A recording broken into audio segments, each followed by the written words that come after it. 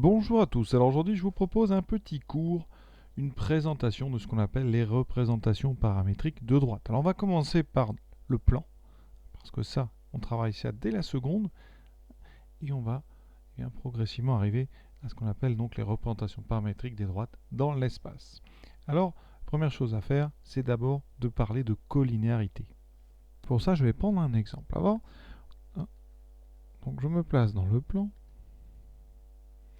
et je vais considérer un point A de coordonnées par exemple 3, 2, et un point B de coordonnées, on va prendre 6 et 1. Voilà. Et on va s'intéresser à la droite AB. D'accord?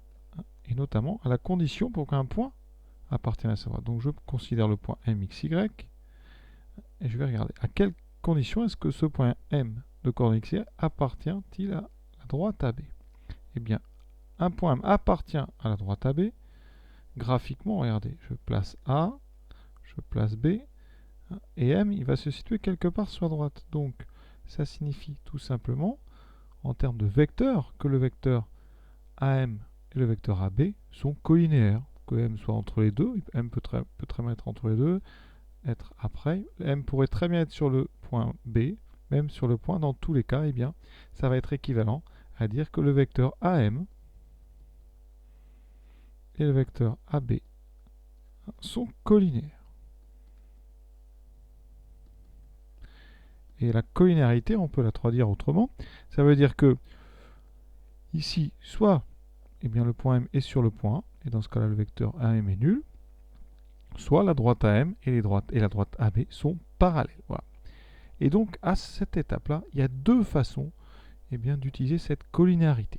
Les deux méthodes vont utiliser les coordonnées des deux vecteurs. Donc, AM, c'est coordonnées de M moins coordonnées de A, donc X moins 3, Y moins 2. Et pour AB, ici, mon exemple, 6 moins 3, 3, 1 moins 2, moins 1. Deux façons maintenant de procéder. La première façon, c'est d'utiliser ce qu'on appelle le critère de collinéarité. Et le critère de collinéarité, qu'est-ce qu'il dit? Je vais vous le rappeler. Un vecteur U de coordonnées x, y et un vecteur V de coordonnées x', y sont collinaires. Eh bien, ça équivaut à avoir x fois x, y' moins y, x' qui vaut 0. Ça traduit tout simplement la proportionnalité des coordonnées de ces deux vecteurs. D'accord? C'est un simple produit en croix. Donc ici, si on l'utilise, on obtient moins 1 fois x moins 3, moins 3 fois y moins 2 égale 0. Et on obtient ce qu'on appelle une équation cartésienne de droite, c'est-à-dire une relation entre x et y, les coordonnées dans notre plan. Donc ici, moins x plus 3, moins 3y plus 6. D'accord? Et en simplifiant, moins x moins 3y plus 9 égale 0. Alors vous n'avez pas forcément beaucoup vu, mais vous les avez vus sous une autre forme. Il suffit d'isoler y. On va le laisser à gauche. Dans ce cas-là, on aura ici x. On aura donc notre moins 9 et on va diviser par moins 3. Donc ça fera donc moins x, donc moins 1 tiers de x, et on divise ça par 3. Donc ça fera ici 3.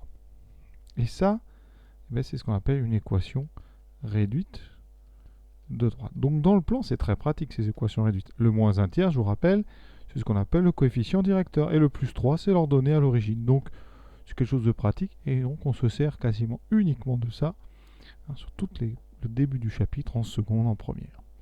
Seulement, on va voir que dans l'espace, ça ne correspond plus à des équations de droite. Et donc, on a la nécessité de procéder autrement. Et on va, au lieu d'utiliser le critère de collinéarité, utiliser une autre vision de la collinéarité. Et la vision de la collinéarité que je vous propose, c'est celle-ci.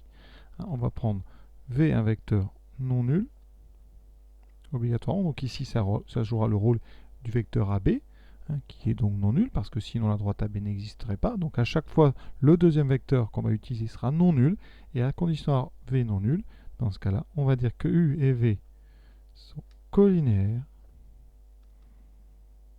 Eh bien, ça va être équivalent à il existe un réel t, donc il existe un réel t, donc un nombre t tel que bien, U, c'est un certain nombre de fois le vecteur V. Donc U égale T fois V.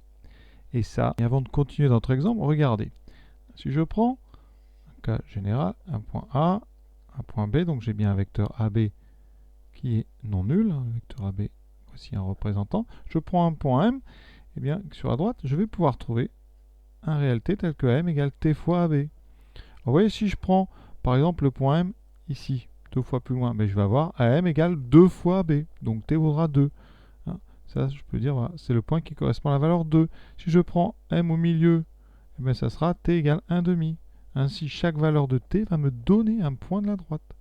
Si je prends M ici, j'aurai le point M qui correspond à la valeur moins 1. Donc chaque fois que vous choisirez une valeur de T, vous aurez un nombre sur la droite.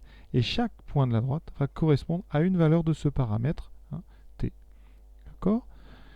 Pour être plus complet, quand on prend par exemple T entre, si T est entre 0 et 1, même inférieur ou égal, voilà, ça veut dire que le point M il va appartenir au segment AB. Si on prend T plus grand que 0, M appartient à la demi-droite qui commence en A, hein, et qui part du côté de B. Si T est négatif, c'est l'autre côté. D'accord? Donc, comme ça, on a une représentation de la droite en fonction d'une lettre T ici qu'on appelle un paramètre. Mon exemple, ça veut dire que ici, on va continuer. Il existe donc T appartenant à R tel que, eh bien, mon vecteur AM, dont je connais les coordonnées, x-3, y-2, il va être égal à T fois le vecteur AB. D'accord? Et T fois le vecteur AB, quand vous faites T fois un vecteur, vous multipliez ces coordonnées par T. Donc le vecteur T fois AB, il aura pour coordonnées 3 fois T et moins 1 fois T. Ces deux vecteurs-là étant égaux, on obtient un petit système, vous voyez. On va identifier les abscisses, x-3 va être égal à 3 fois T. Et ici, y-2, je prends une autre couleur, y-2 va être égal à moins 1 fois T. Donc, ça veut dire que ici, hein, il existe donc T appartenant à R tel que x moins 3 égale 3T et y moins 2 égale moins T. Et on va transformer une dernière fois ce petit système. Il existe T appartenant à R tel que, et là je vais enlever le 3 et le 2, x égale 3 plus 3T, y égale 2 moins T. Et j'obtiens quelque chose de nouveau. Ce n'est pas une équation cartésienne parce que vous avez en plus de xy, troisième lettre, ce qu'on appelle le paramètre. Chaque valeur de ce paramètre vous donnera un point de la droite. Et chaque point de la droite correspondra à une valeur de ce paramètre, une valeur réelle. Ceci, on n'appelle pas ça une équation cartésienne, on appelle ça une représentation paramétrique, puisqu'on a un paramètre de la droite AB. Et en général, on va l'écrire comme ceci. X égale 3 plus 3t, y égale 2 moins t. Et à côté, on va mettre t appartient à R. Comment on peut passer de celle-là à ce qu'on avait trouvé avant? Comment passe-t-on de ça à par exemple moins x moins 3y plus 9 égale 0? Qui ça s'appelle une équation cartésienne. Eh bien, c'est simple.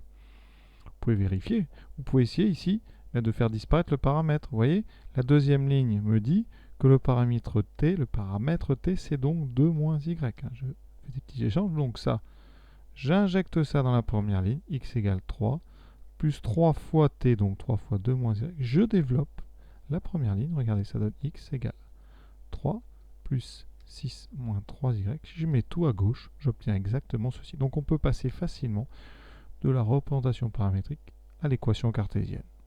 Assez facilement. Ensuite, il faut comprendre que contrairement à l'équation réduite, sous la forme y égale à x plus b, une représentation paramétrique n'est pas quelque chose d'unique. Ici, pour ma droite AB, j'ai choisi comme vecteur directeur AB, j'aurais pu prendre la moitié de AB, le double de AB, et dans ce cas-là, j'aurais obtenu une autre représentation paramétrique. Celle-là, vous voyez, elle est constituée de façon assez simple. À gauche, vous avez x, y. À droite, vous avez 3, 2. Alors, qu'est-ce que c'est 3, 2? Eh bien, vous reconnaissez, j'avais choisi le vecteur AM ici. Donc, j'obtiens là les coordonnées du point A. D'accord? Et ensuite, après, qu'est-ce que j'ai? J'ai mon paramètre T. avec comme coefficient 3 moins 1. 3 moins 1, c'est le vecteur directeur que j'ai choisi. Donc plus 3, moins une fois. Et donc, eh bien, c'est très simple. Si on se rappelle de ça, on sait que ici en début, il va falloir mettre un point de la droite. Là, j'avais mis A, j'aurais très bien pu mettre B.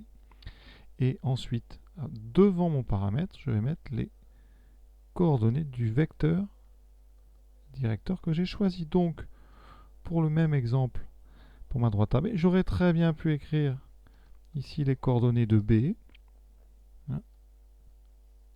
et les coordonnées d'un autre vecteur directeur. Par exemple, là, c'est 3 moins 1.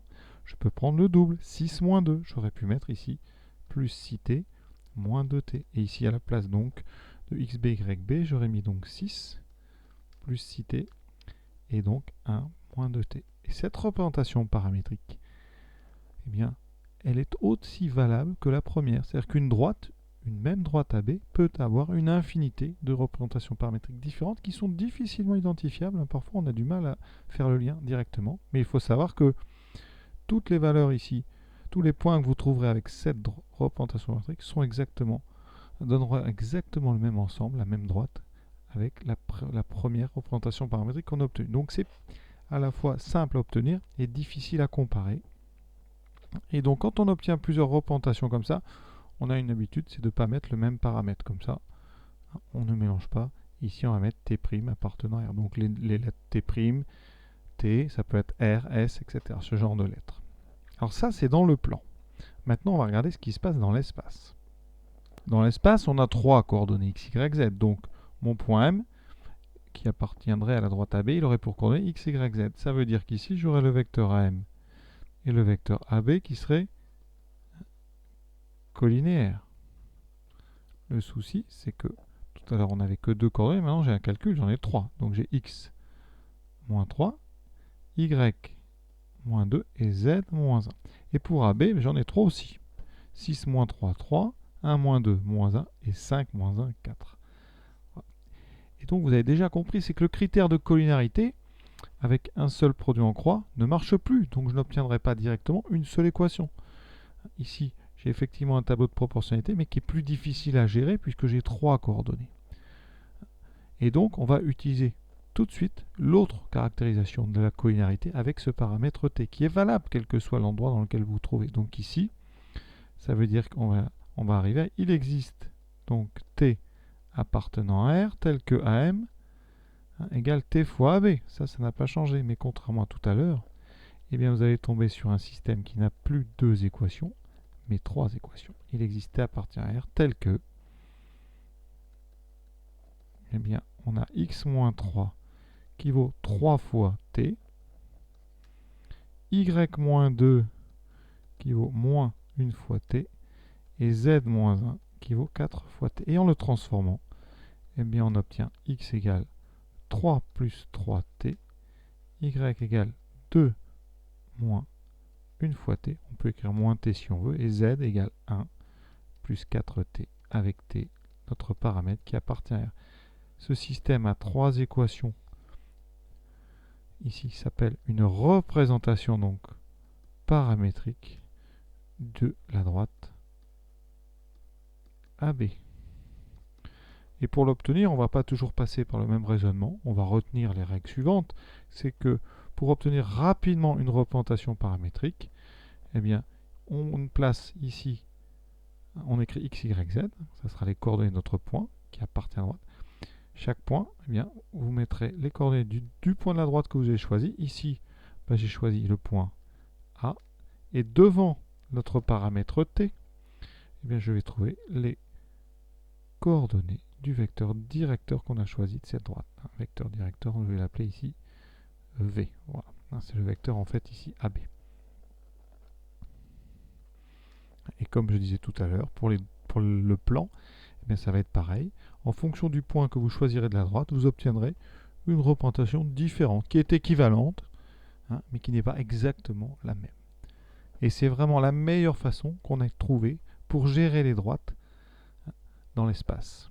C'est-à-dire la droite ici est définie finalement par rapport à un point de cette droite et par rapport à une direction, le vecteur AB. On va refaire un exemple tout de suite. Alors quand on a par exemple les points C et D suivants. première chose qu'on va faire, c'est calculer le vecteur CD, les coordonnées du vecteur C. Donc, on va faire les coordonnées de, de D moins C, donc 6 moins 2, 4, 3 moins 3, 6, moins 5, moins 4, moins 9. Et on a quasiment terminé. La droite CD, elle va admettre comme représentation paramétrique le système suivant. Donc on écrit x, y, z, tout simplement. Ici, on a remarqué qu'on met les coordonnées d'un point à droite. Je vais choisir le point qui me paraît le plus simple. Ici, pas de raison de ne pas prendre le premier. 2, moins 3, 4. Et ensuite, vous allez avoir un paramètre. Ici, je choisis la lettre T. Avec en coefficient de ce T, les coordonnées du vecteur directeur que j'ai trouvé. Donc ici, j'aurai plus 4T, plus 6T, moins 9T. Et donc, vous avez déjà terminé. Voici une représentation paramétrique de la droite AB. À chaque valeur de T va correspondre un unique point de la droite CD. Et si vous prenez par exemple T égale 0, vous retrouverez en fait les coordonnées 2, moins 3, 4. On retrouve le point C. Et si vous voulez obtenir le point D, c'est assez simple. Il suffit de prendre pour T égale 1. Si vous faites T égale 1, vous allez retrouver les coordonnées du point D. Vous pouvez vérifier, ça fait bien 6, 3, moins 5.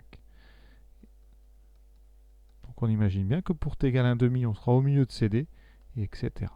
Et donc ce système x, y, z, il correspond aussi à autre chose, c'est que tous les points de la droite, donc un point de la droite CD, va avoir des coordonnées qui peuvent se mettre sous la forme, donc 2 plus 4t, moins 3 plus 6t, et 4 moins 9t. Donc ça donne comme ça une forme de toutes les coordonnées des points de la droite CD, avec t qui décrit tout l'ensemble des réels. Chaque réel correspond à un point et chaque point correspond à un unique réel. Donc comme bilan, si vous considérez la droite D passant par un point et de vecteur directeur V, avec un vecteur V qui a pour coordonnées A, B, C, eh bien la droite D, donc vous avez une droite qui passe par un point et qui a une direction qui est donnée par V, donc la droite vous pouvez facilement la tracer, et bien cette droite vous aurez facilement accès à une de ces représentations paramétriques en faisant ici donc XA, YA, ZA et en ajoutant A fois AT, BT et CT avec ABC, les coordonnées du vecteur directeur. Et ici on pense bien écrire T appartenant à R. Et ça, eh bien, c'est la représentation paramétrique de la droite D passant par le point A et de vecteur directeur V. On finira cette vidéo par une représentation paramétrique des trois axes qui forment un repère. La droite OI, alors dans un repère, I, c'est donc l'axe des abscisses. Donc le vecteur I a pour coordonnées 1, 0, 0. Et cette droite OI, elle passe par O. Donc la représentation paramétrique de la droite passant par O et de vecteur directeur I, eh bien c'est tout simplement, on aura X, Y, Z.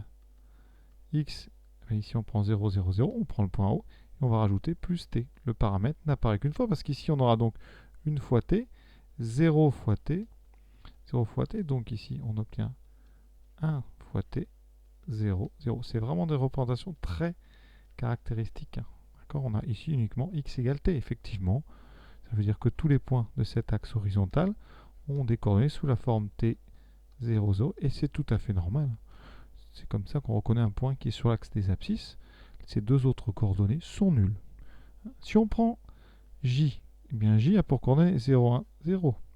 Eh bien, c'est-à-dire que la droite, qui est l'axe des ordonnées, eh bien, aura une représentation paramétrique sous la forme x égale 0, y cette fois-ci égale à t, et z égale 0. Et effectivement, tous les points de l'axe des ordonnées ont des coordonnées nulles en x et en z.